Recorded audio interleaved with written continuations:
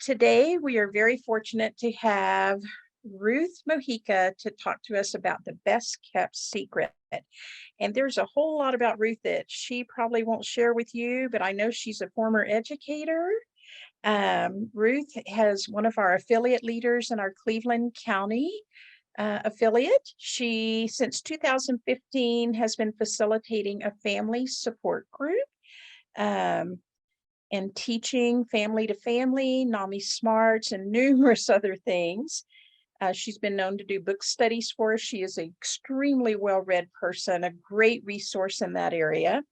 Also, she has a 47-year-old daughter who has been living with schizophrenia or maybe schizoaffective disorder for about the last 27 years.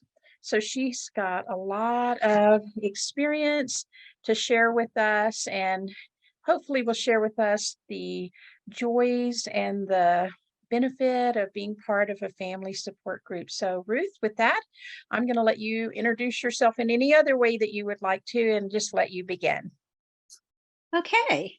Good afternoon. I'm going to take care of some stuff first. Can everybody hear me okay? Can you give me a thumbs up? Okay. I'm going to have a word about language now. I'll be using mental illness, mental health disorder, brain disorder, and brain illness interchangeably. When I refer to the loved one, it means the person who has mental illness, and then I will refer to someone else as a family member, which could just be a friend. Also, I'd like to know, are there any mental health professionals in the room? Okay. I like that meaning. Okay. How about family members? Okay. Anyone participate in a support group? And by that, I mean not facilitate, but participated. Okay, great. The gold standard in medical treatment is when a patient is newly diagnosed with a chronic serious condition like diabetes, he is assigned a support group that is composed of his peers. In other words, everyone in this support group has been recently diagnosed with diabetes. His family members are assigned to a different support group. They're a different set of peers, and they're assigned to a support group just for family members or caregivers. Now, so they're both referred to as peers within their support group, but when you hear that, know that there are different sets of peers. In each support group, the peers are kind of traveling the same bus, but they might be getting off at different stops. Usually, even in the medical field, they aren't necessarily in the same group. If they had a support group with a doctor and a therapist and a nutrition, they're trying to convey a lot of medical information. So they might be together, but then they'll also be separate because the role of the person with the condition and the role of the family member sometimes need to be discussed in privacy from the other person. So NAMI understands this. We're going to look at two basic support groups that NAMI has. We're going to look at their similarities, and we'll look at what research shows about what doesn't work and how bias plays a role. Oh, you don't have to do that, Paul. I'll tell you when. Anyway, and then we'll describe the needs of the majority of people that come to support groups like NAMI's. And then we'll have some real life examples, and we'll finish up on why some support groups work. NAMI has two basic support groups. One is called the NAMI Connection. The other one is called the Family Support Group. Now, I'm most familiar with the Family Support Group. NAMI Connections is for those who are in recovery from mental illness. The Family Support Group is using the word family with a NAMI definition. It can be a spouse or an ex-spouse. It can be a parent or a step-parent. It can be a grandparent. It can be a friend. It could be a cousin. It could be a friend of the loved one or a friend of the family member. It can be a neighbor. And we have had all of those attend support groups and family to family. So you can think of family support group as a support group for anyone who wants to be a better advocate and help an adult that has a mental illness. NAMI's two support groups, the NAMI Connection and Family to Family, they have some similarities. For instance, they both have trained NAMI facilitators. They have similar guidelines and principles. Confidentiality is stressed. It's actually a group guideline, number 3. There's no charge to participate. At the meetings, it's the participants who share through their lived experience information and resources. But the most important thing about support groups in this case is everyone is a peer. Even the facilitators are peers. No one else can attend. Years ago, and Paul, I don't know if you knew this, I attended a NAMI support group with my husband, and it was organized by mental health professionals. They had a monthly topic, a theme. They brought in great speakers, and they did have family members attend, but it just didn't click with my husband and I. And we stopped attending, and we didn't attend another support group for maybe 20 years. And I didn't realize at the time, but I think it was because it wasn't peer-led. Now, I understand that. I think it was great that they had it, that these mental health professionals understood that when mental illness hits a family, those families usually can't think of adding another thing to their plate. So they knew about NAMI's work. They stepped up and tried to fill that gap. But they might be great at group therapy, but family support group really needs to be peer-led, as well as the Connections recovery group. So no matter how well-intentioned, it didn't click for us. Tolstoy said, "Happy families are all alike. Unhappy families, and every unhappy family is unhappy in its own way." People that come to these support groups really do feel like they are alone in a unique situation. They feel isolated, and they are grieving the loss of someone they loved. Or they are grieving the person they thought they would be. There's no ritual for that grief. They don't know how to take that grief and work with it. When I was trained in family to family, my trainer said, and at that time it was normal to have a family support group once a month or twice a month. And he had said, if they need more than that, and you'll know if they need more than that, then that's therapy. COVID, I think, changed that. The Connection support group does meet every week because it's part of their recovery.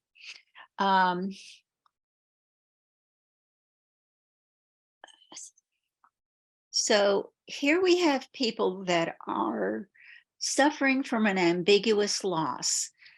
The mind is not there, but the body is. Or if it's the person with the condition, they're there, but they don't really, they know they're not capable of the same stuff. And they're torn between the hope that they will get that back and the fear that they may not. That's an ambiguous loss, and it requires a certain kind of support group. These people also might be suffering from trauma and PTSD. So why should someone attend a support group? Maybe it would be better to spend the money and the time on a therapist, or maybe an attorney. What makes support group worth the time and effort? And why are some support groups successful and some falter? Well, we're going to look at what works. What doesn't work. This has been reported by actual participants. Before you see this, I want to tell you that if you see something you did, remember, you can't know what no one told you. Go ahead, Paula.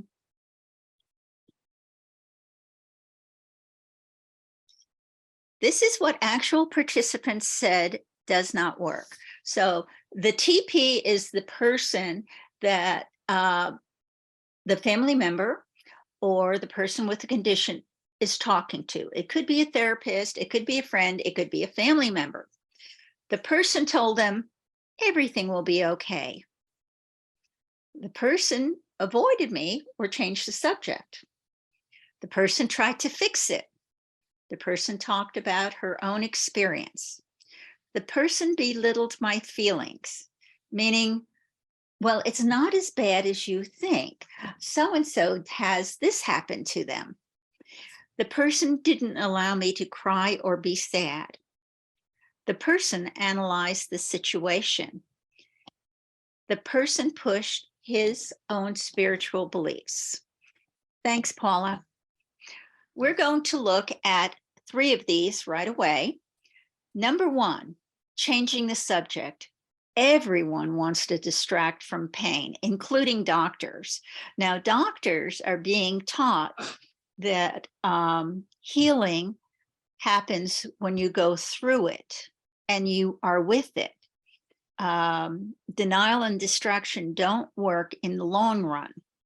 Number 2, they would not allow me to be sad or cry is similar to wanting to change the subject. People are uncomfortable with that kind of grief, and we aren't taught the tools to deal with it. And analyzing the situation.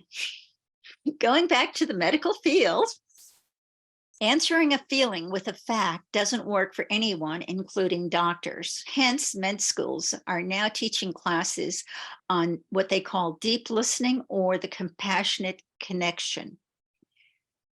Can you show principles of support? No matter which support group you're in, 2 things are read at the beginning. One is the guidelines and one is principles of support. So this is the principles of the support. Do you see on it something that would indicate how a support group might address changing the subject? What do you think that deals with?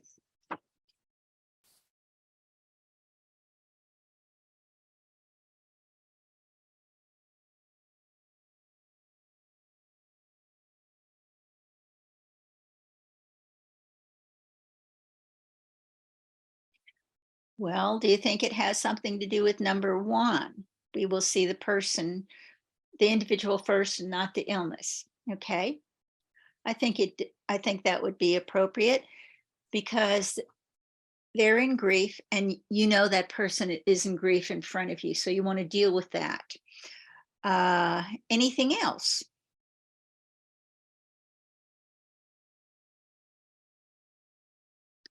How about number 2? Not allowing them to be sad or cry.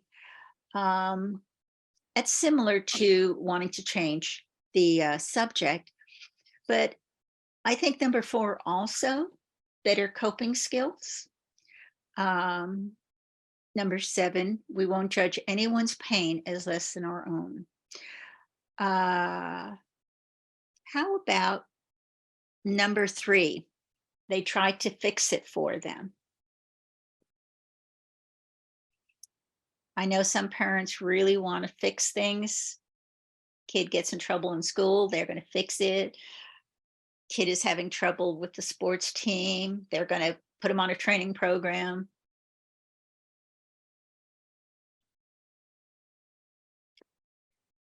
I think for family members as well as loved ones, number 10, that is a hard one, but we have to accept that we cannot solve all problems. Let's see. I have an eye condition that is just driving me crazy. Um, I noticed that two people had gone to support group. I know when I facilitate support group, I have my regulars and then I have a new person. And about half the time, the new person is in crisis. They come in and you have a 2-minute check-in where you tell how you're doing right now. And they can't stop talking or crying. And it's like everyone in the group looks and knows that you just need to let them talk until just let them talk and be accepted so that we can share with them. But this is the first time they're really saying what's on their mind. So, and because of that, I think number 7, you won't judge anyone's pain as less than our own, is big. I'm going to cover the one on spiritual beliefs. Can you hold up, can you switch screens, Paula, and put up the group guidelines?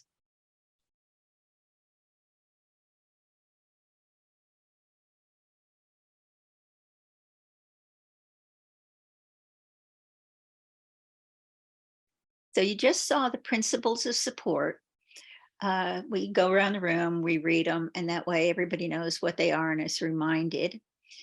The group guidelines, which is where you'll see the thing on confidentiality, is also shared.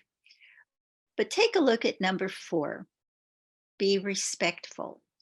Also, be mindful of others, no monopolizing or crosstalk. Number 6, keep it in the here and now. Obviously, when they come in and they're so upset, or maybe they didn't know they were so upset, but it's the first time they're telling their story and they're being accepted and everything they say is being accepted, they almost can't stop. That's a time where we allow them to have the stage. But being respectful of other people's religions or cultures or even how they handle the problem. I don't think any parent, we get so many mixed messages as parents. Teach them responsibility. Well, that's a little hard if they can't make good decisions. So that be respectful, I think, covers a lot. I'm done with that. Thanks, Paula.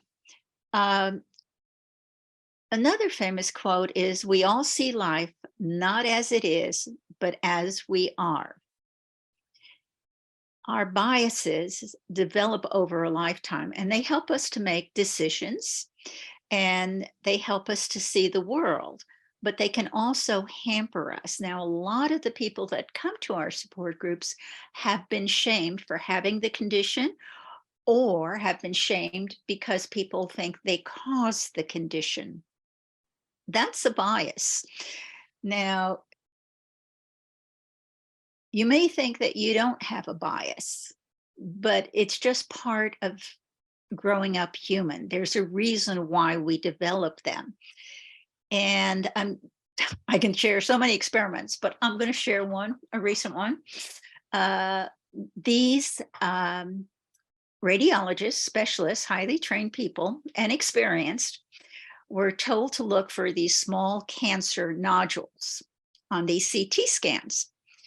And so they were looking for it. Now, on the CT scan was an image of a gorilla that was 48 times the size of the nodules they were looking for.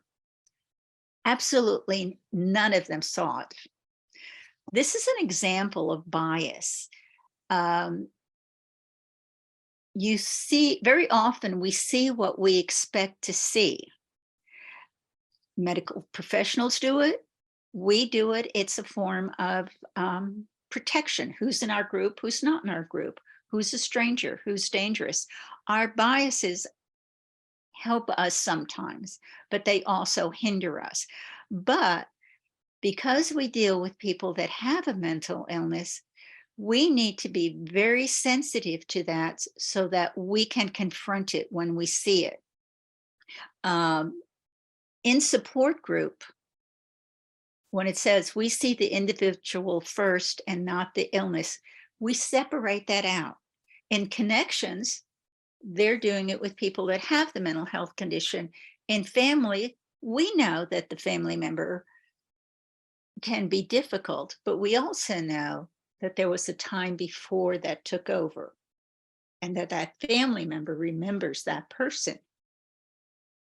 In NAMI support groups, we don't provide answers. We connect to the person. We do share lived experience. What did we find helpful or not helpful? But we're not giving you an answer or a cure. Neil Gaiman said, pain shared is not pain doubled, but pain halved. I think that is like a perfect explanation about why we should tell our stories. In support group, we have a 2-minute section where we kind of explain what we're doing there. And we try to keep it here and now, because like I said, my journey's been about 20 years. So it's really important for me to keep it in the here and now. But as I tell my story every month, I can do one of two things. I can say the same old thing over and over again, or I can start developing my story. Now, what's the difference? This is the difference. If you tell your story the same way, emotionally, you're in that situation, you're not learning from it, but you're reacting to that story. It can be traumatizing to you again, and it's not productive. It might be informative to the group if they didn't know you. But if you develop your story, if you say after 3 months of saying it one way, so 3 times saying it one way, you're going to change it another way. You're developing a story. If you journal, if you tell your story in written form, you should be seeing that you're developing that story. And that's important because when you verbalize these unconscious thoughts or you put them down in writing so that it flows, you're going to change the kind of pronouns you use. You're going to be using more connective language. If you're telling that same story, that's the story when you felt isolated. That's the story that gave you trauma. But as you write that story or tell it to other people, I remember when I did this, I could not find the beginning and I didn't have an end. It's still going on. It was very difficult for me to do that. But then I realized, oh, that can be traumatizing to my group too. So I started developing my story. Then I started keeping a log, which you could think of as a journal. And I noticed a change because it went from she did this, I did this, to I understand now. I try to do this. This person helped in this way. So research has shown that if you're keeping a written record or you tell it orally, that keeping that same story is not showing growth. If you're developing your story, you're moving into another phase of recovery. And that's where you want your group to be. So if you go to a support group and you realize everyone's telling the same story in the same way all the time, then that's probably not the support group for you. You want a story where they can tell the same facts, but they've moved on. It's not re-traumatizing to them. Any questions about that?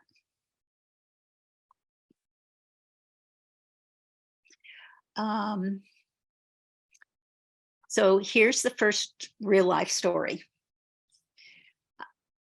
I had been facilitating support groups for a while, and I had a woman come in. It was a grandmother. She was raising her granddaughter, who was basically had been sent on the train to her because the mother couldn't handle her. And right away, she knew her granddaughter was different. And the girl rapidly became unstable. And we were sitting around, and I had mentioned that my daughter was in residential care at that time. And she thought, well, that might be fine for her, but that's not me. I'd never do that to my kin.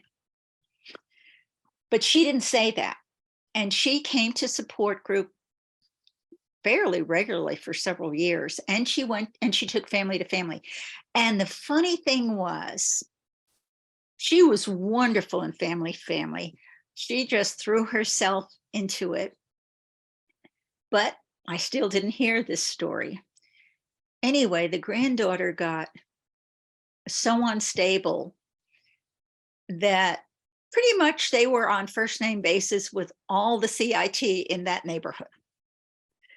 The granddaughter was medically compliant. The grandmother handled the meds. I was in despair because I could see what was coming down the road. And one day, events happened, and the grandmother realized she could not shelter the granddaughter anymore. She was going to have to find residential care, which I helped her with. And she found a place that she was comfortable with, and the granddaughter went. Within 2 weeks of being in residential care, the granddaughter showed signs of improvement, the first signs of stability that I was aware of in years, which really was a great relief to the grandmother. And it wasn't until a few months down the road that the grandmother told me this story. And I said, oh my gosh, I really need you to come to support group, even though you don't need it now. I need that story said, because there's got to be other people that are thinking the same thing. And because we're all female here, hey, we spend a lot of time at night thinking, what if? Not just because we might have a mentally ill loved one, but because that's our nature. We're always thinking, what if this? What if I serve turkey and I don't serve ham? That's our life. You have to be aware of the what ifs, and you have to be acclimated to the range of options. So this story, the fact that the grandmother didn't need support group anymore, but I needed her in there for someone else. The next story comes from a group therapy session, and it is in the NAMI magazine for fall 2020, The Advocate. Now, it's not necessarily from a support group, it's from group therapy. However, I have been to NAMI Connection support group twice, and I can tell you this just as easily could have happened there. So I'm just going to read it to you.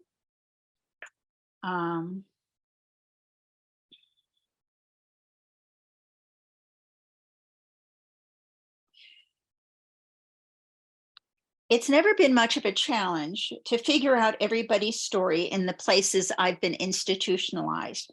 There's simply a lot of chatter, and it's usually a simple thing to piece together. Jay was different, though. He never spoke to anyone. At first, I thought he was angry at being put there with the rest of us crazies. It was a group therapy session where I finally realized he was fearful, not of us, but of his own feelings. The therapist tried talking about suicidal ideation and ways to work out of those thought patterns. was clearly taken aback. So the therapist was taken aback when Jay said that he couldn't even hear what she was saying because all he could think about at the moment was suicide.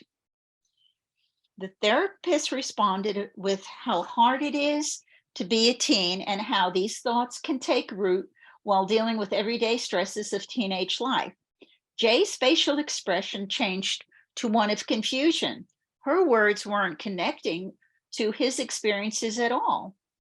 That's when I chimed in. When I was a teenager, I couldn't stop thinking of killing myself either. It would be a few years before I found out about my bipolar disorder. So those times where my brain would get all squirrely were scary as hell, especially when they came out of nowhere while I was having an otherwise all right day. Jay's eyes widened and he said, "That's it exactly." And then he went on to talk about his struggles, and it was a breakthrough. That happens when someone feels safe to tell their story. And it happened in that case because that girl shared her story. And that's what happens in NAMI connections. Similar things happen in the family support group.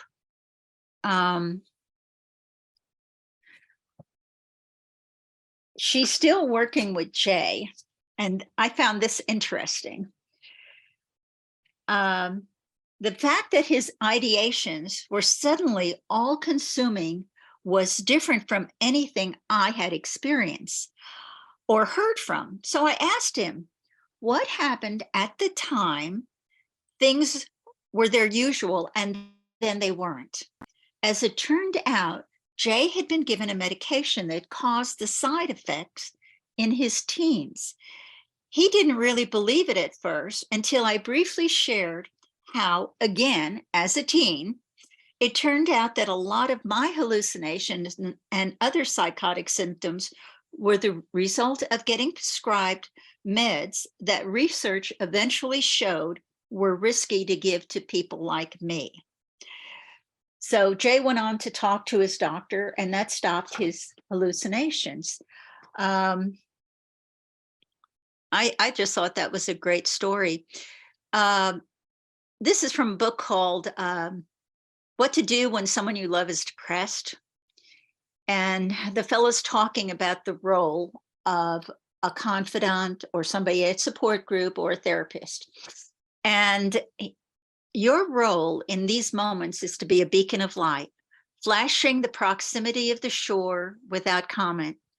The beacon does no harm. It simply says, I'm here, I'm listening, offering a semblance of a connection and showing a way towards safety.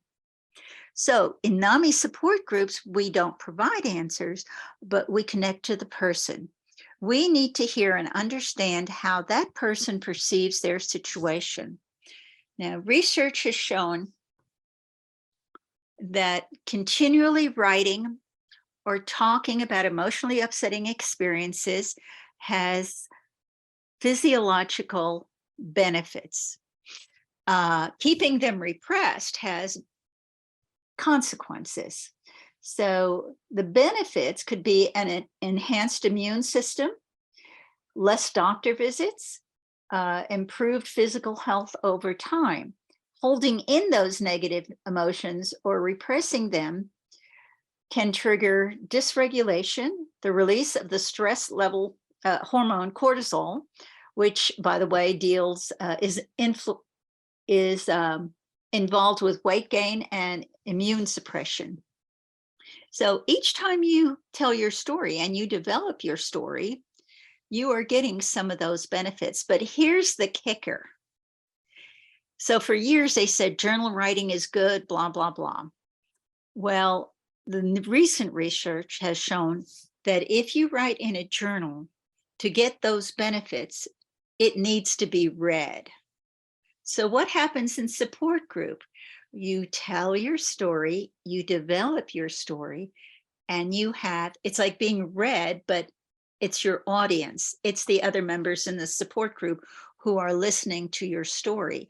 And the nice thing about telling it in a support group is these people have the courage and the willingness to be present with you and your story. And when support groups are cited as successful, it's because of this. It's the sharing of the stories. And you can't have stories without having participants.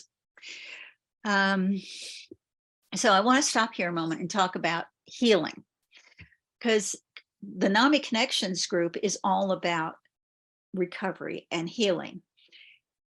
The family support group we think of as more moving on, but it's about healing from grief. So there are two kinds of treatment.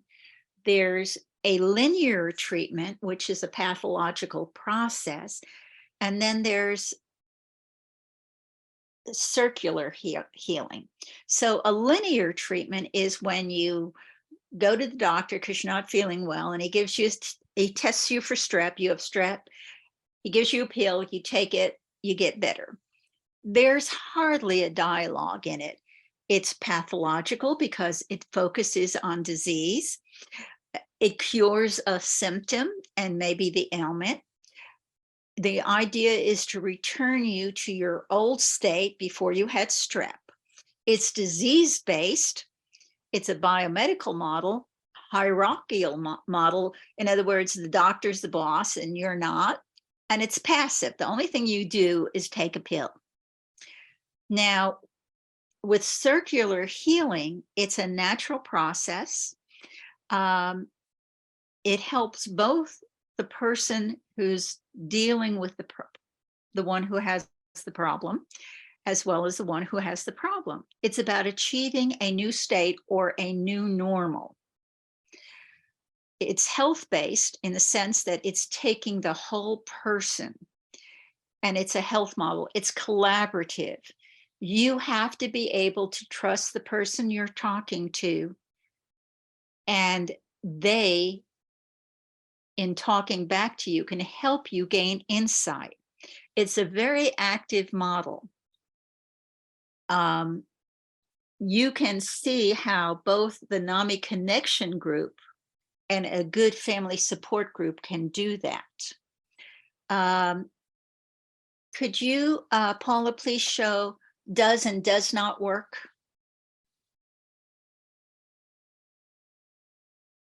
So we have already seen the does not work. Participants in support groups listed what did help. People who would just listen to their story. Cooked me some food. The expression is mental illness is not a casserole disease. Shared in and accepted my emotions. Sat with me, gave me a hug, recognized my needs and didn't ignore me or avoid me, was patient with me, and can't see that bottom one, can you? Oh, was just there for me. So I was going to flash up the guidelines, but you can tell how the principles of support as well as the guidelines do this. If you've read Javier Amador's I'm Not Sick and I Don't Need Help, when I was putting this together, I was thinking, oh my God, that's exactly what he's talking about. We just want someone to listen. We don't want to be judged. We don't want to be told what we did wrong. I don't even want to be told what I did right. I just want to share my story. My friends have cooked me food because when I bring this up in support group, someone always does that, or someone brings snacks the next time. The sharing in and accepting my emotions. I'm going to go to a story about the grandmother again. When she was in, by the way, does everybody know what family, is there anybody here who does not know what NAMI family to family is?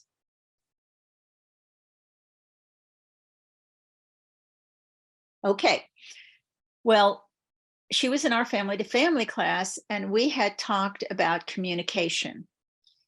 And that following week, her granddaughter was very scared in her room. She thought there were black spiders coming in under the door, over the door, through the window and the vents.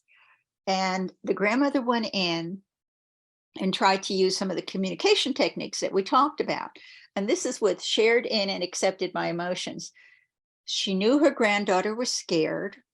She said, it must be terrifying for you. And then she said, how can I help you? And she said, do you want me to call your doctor? No. So her granddaughter couldn't quite express right away how she could help, but she didn't want her grandmother to leave. So her grandmother said, do you want me to sit with you? Her granddaughter was sitting on the floor, and the granddaughter said yes. And the grandmother said, can I hug you? And the granddaughter said yes. And she was there for a few hours, and then it was over with. They didn't have to call the doctor. They didn't have to take emergency meds. I think trust was built up during that time, but the grandmother shared in and accepted her emotions. And if you think back on getting a diagnosis or your loved one getting the diagnosis, isn't that what you want? Sat with me.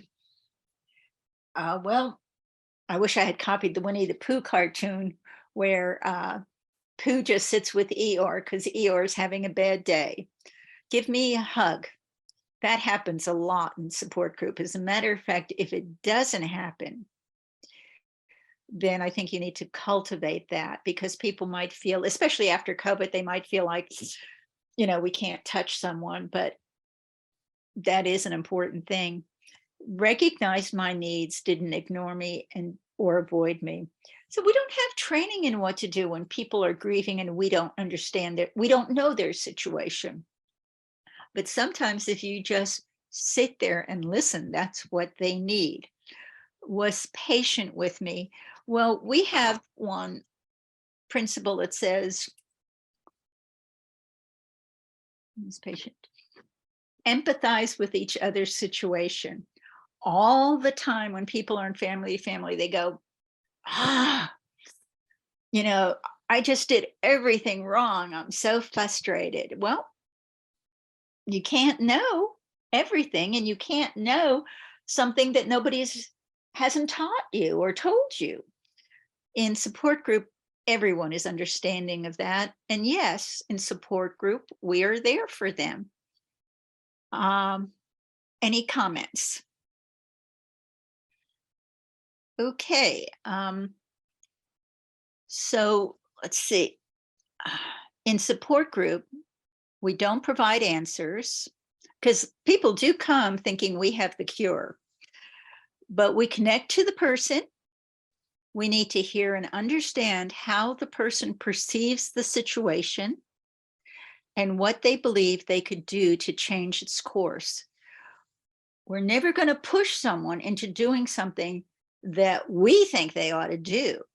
So when this grandmother came in and her granddaughter was so unstable, I had it in my mind to say residential care now, but I didn't.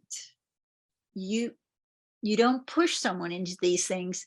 They have to come to it. You can present the options, you can tell them what you did. And for everything that you did that worked, there might be somebody in the support group where it didn't work. And that's okay. Each person has to navigate their own path and be comfortable with it.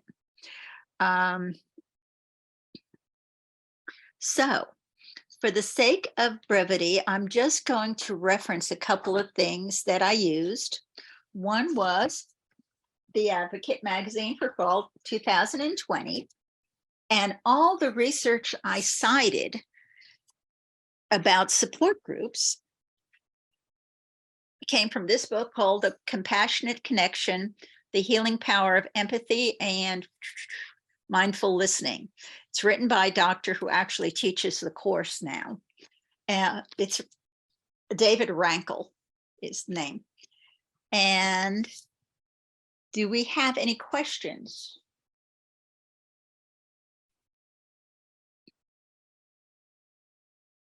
Paula warned me that you guys weren't going to have any questions. So I'm going to back up here and say, people come to support group regularly for different reasons. And if you go to a support group that's established, listen to the stories and see if they're the same stories all the time. See how they respond to people who come in crying. See how they respond to someone who says something like, I just kept telling him to pull himself up by his bootstraps. And you can tell by their reactions if that's a good fit for you or not. I think when I think back to that very first support group that was run by mental health professionals, I think I heard a lot of that talk, but I didn't hear any counter talk. And in a support group, someone would say to the person who said, I just kept on telling him to pull himself up by his bootstraps, somebody would say, yes, because that's what we're taught as parents. Or, you know, there'd be some commiseration, there'd be some acknowledgement that we'd all make mistakes. So good support groups are going to support each other, and they're going to reach out for each other. They're going to let you cry. They're going to let someone else cry. There might be a hugger. So those are the things that you look for, and NAMI trains you for. The training's more like a bus route map. It teaches you where the bus stops are. It teaches you how to drive your bus, but it doesn't necessarily teach you how. That's experience. When I started, of course, I was uncomfortable with people crying hysterically. But you know what? My support group knew exactly what to do. And I think that's the other thing. The facilitator can push them back on track, but it's the group wisdom that makes a support group work. So in conclusion, what I want to say is, does anybody know what the most important thing is in a support group, the best kept secret? It's going to be you, not as a facilitator, but as a participant. My job is easy. I need my group there. For one thing, we're supposed to use lived experience.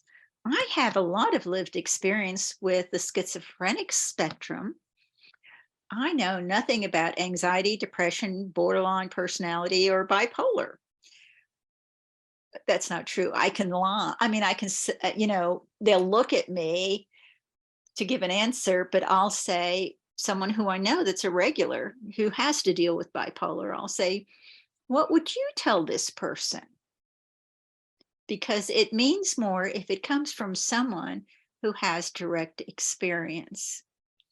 So that is all I have. I don't know what you were expecting, but I hope you got something out of it. Thank you, Ruth. That was wonderful. And I do believe that the family support groups are the best kept secret because they offer such tremendous support for others. And not only do people come to get something, but you're right. Hopefully they will come to give back as well, because we all have something to offer back from our own wisdom and experiences. So any other questions or comments before we finish up today? I just have to say thank you so much. That was so helpful. And, you know, sometimes you think you know what you should say, but it's not the right thing. So I took a lot of that. That chart where you said, you know, does not work. And I really like that. Thank you. What an eye opener. I just wish I had known about that chart years ago. It was kind of like a chart for family givers where, I don't know, it just made Javier Amador's stuff so much more understandable. And you Yep. have science to back it up. Yeah, exactly. No, you did a wonderful job. Really appreciate it. Thank you. I don't know if I mentioned that they have this research on people who do service. So when you facilitate a support group, it's different than volunteering. You are volunteering, but you're in service because you can sit and listen. You can sit and wait. You're not judgmental. There are actually health benefits to that. They have done research on volunteers. And so they first evaluated the volunteers. Now, this wasn't on facilitators of support group. This is just like volunteers in soup kitchens and working with homeless. And so they discovered that there seemed to be a group of people whose lives were enriched when they did this work. And there was a group of people who didn't have any of these benefits. And so they started looking into it, and they found out if you go through the motions, but you're judgmental or you're cynical, you don't get the benefits. But if you go to listen to someone's story, to get them to trust you, to open up, you have to open up. And it's hard to open up and be judgmental. It's hard to open up and convince them that you're going to stay with them. And when you do that, you do feel better. There's a period when I started support group that it was just like, I'd come home and I'd say, don't talk to me. Because you'd hear, sometimes it'd be a new person with just an awful story and you don't know if you help them. But now, especially after this book, I know what I'm looking for in my group, and I kind of move them along. I kept the book 3 months, I think. So anyway, yes, I found it really helpful, and I'm glad it helped you. Thank you, Ruth. Again, I'm telling you, I told Ruth, we can just let you start talking. You read so much and know so much research and have so much knowledge that every time you start talking, you think of something else. It's a real gem to share. And I really appreciate that about you. So, and thank you, Ruth, for taking the time to be with us today when you have grandchildren with you in your home from France that hasn't been here in a very long time. So we appreciate you sharing your life and your wisdom with us today.